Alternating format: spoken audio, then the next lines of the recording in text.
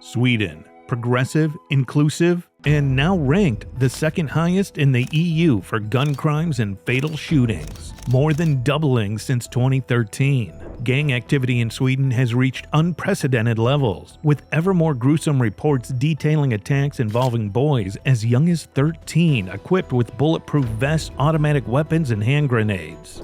A new report shows young people in particular being drawn into a cycle of violence, often being recruited by other teenagers.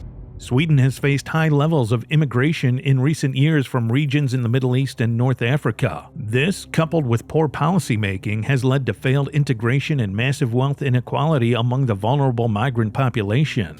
But how exactly has a country still thought of as one of the world's most successful and resilient welfare states now become the victim of this increasingly ultra-violent gang crime? With an average GDP per capita of $61,000 and an average life expectancy of 83 years, Swedish citizens enjoy a high quality of life, strong education systems, and a robust social safety net. For many years, the country was heralded as a gleaming example of a modern social democracy, following the Nordic model of strong state-backed health, education, and pension plans alongside a powerful trade union movement with a widespread adoption of collective bargaining coverage. In the past, Sweden had a lax immigration policy due to the country's history of net emigration since the end of World War I. However, this changed with the country entering a time of net immigration after World War II, and in the years following the 2000s, the level of immigration exploded. By 2010, 1.33 million people, or 14.3% of the inhabitants of Sweden, were foreign-born.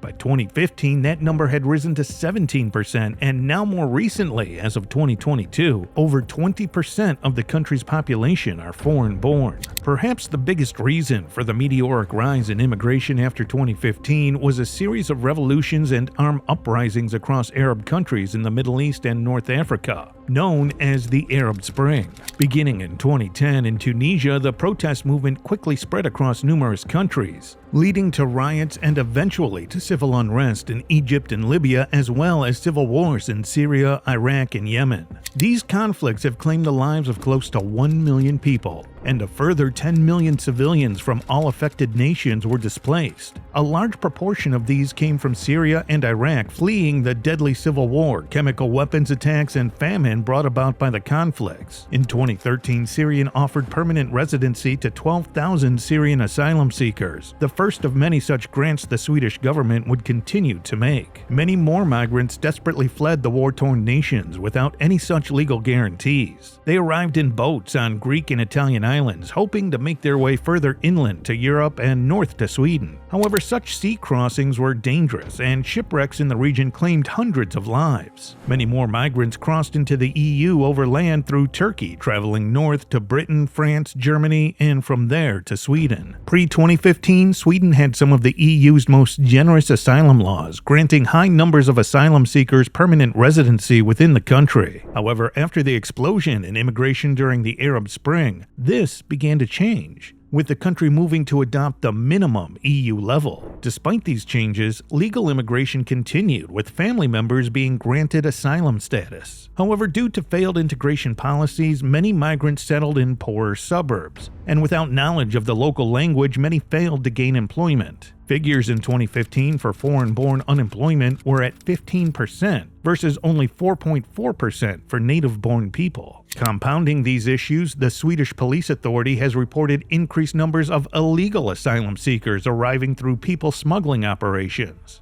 Gangs are now charging several 100,000 Swedish krona to vulnerable migrants, with the promise of a place in Swedish society. This has been made possible by Sweden's long-standing policy of encouraging asylum seeker autonomy, known as EBO. This policy allows asylum seekers the right to find non-government housing in Sweden and be compensated for its cost by the migration agency. Under this policy, people smuggling operations have established networks to organize accommodation for the smuggled and place them in especially vulnerable areas. This has led to exploitation, forced labor, and further criminal activity. with the gangs directly profiting from the asylum seekers' welfare benefits. Public support for migration has fluctuated in Sweden, with figures from 2011 showing people with concerns about the increasing number of immigrants sitting at 20%. However, these figures rose in 2018. Pew Research found that 52% wanted fewer immigrants to be allowed into the country. While the numbers have trended downward in more recent years, it is clear that there is a growing anti-immigrant sentiment within the country. The former Prime Minister of Sweden has stated in the past that Sweden has failed to integrate the vast numbers of immigrants it has taken in. And more recently, the current Prime Minister, Ulf Hjalmar Kristersson, has claimed that irresponsible immigration policy and failed integration have created parallel societies between Swedish-born citizens and the migrants, feeding the criminal gangs and providing space for them to ruthlessly recruit children. Sweden is facing a national gang crisis. The rate of drug-related crimes, homicide, rape, and sexual violence against children have all risen in the past 5 years. In 2021, gun violence by organized crime has increased tenfold over the early 1990s, and fatal shootings had become 4 to 5 times more common in Sweden compared to neighboring countries. Evidence shows that those responsible for the gun violence are predominantly young men, often second-generation immigrants. Sweden's criminal gangs are largely funded through drugs, with estimates for the trade's total value being as high as 1.5 billion euros per year. Thanks to the crackdowns by authorities on well-known cocaine trafficking hotspots in Europe like Antwerp and Rotterdam, traffickers are seeking secondary routes. Drugs from suppliers in Latin America are now being imported to port towns in the south of Sweden. In 2022, authorities seized a total of 822 kilograms of cocaine, a massive increase from just 261 kilograms in 2021.